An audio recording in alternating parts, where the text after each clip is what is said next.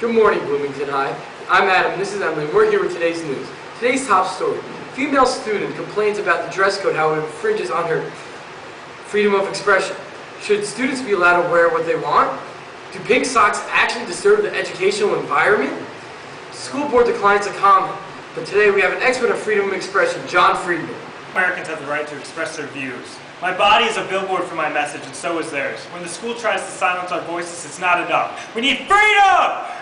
Thank you, Mr. Friedman. However, since the school has established a dress code, the students have to comply with its restrictions. In other news, Charles Babykiller wished to publish his views on abortion, but the principal ripped it out of the paper with the clothes hanger and tossed it in the trash.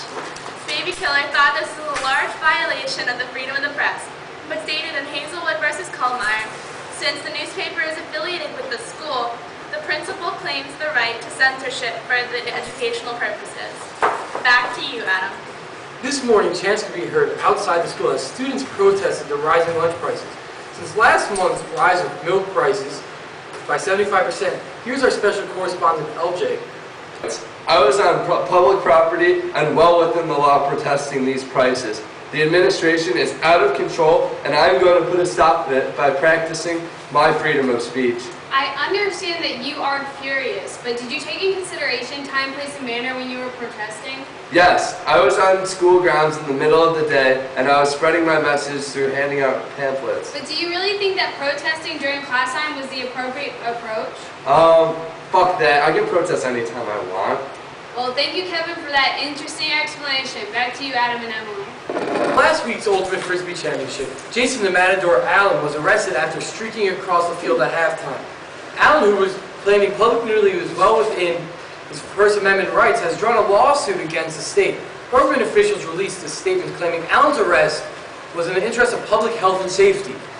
As seen in Erie vs. Paps A.N., prosecutors hope to prove that public nudity creates unwanted secondary effects.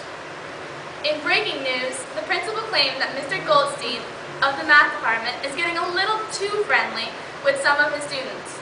On the scene is Flannery Finnegan. Mr. Goldstein, one of your favorite math teachers, tell me, how do you respond to these accusations? This is bullshit. They're slandering my good name with the ladies. I'm just a kind old man and a good math teacher. Come on, baby. You know I'll teach you how to divide and multiply. How are you planning to proceed from here? I'm in the process of filing a libel suit. The school will be contacted by my lawyers shortly.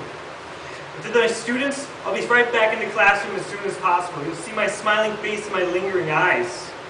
I will not let these remarks slander my good Jewish name. Thank you, Mr. Goldstein. Back to you, Adam.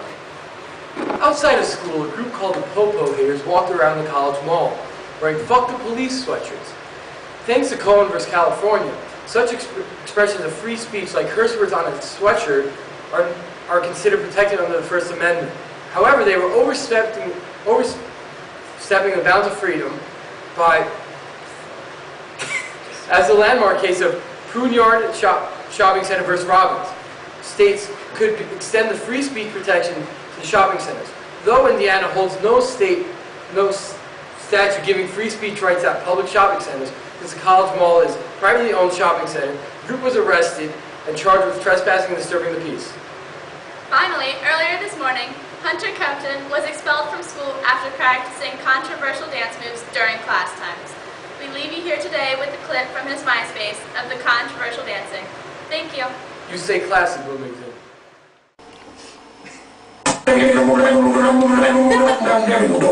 I'm a scat man.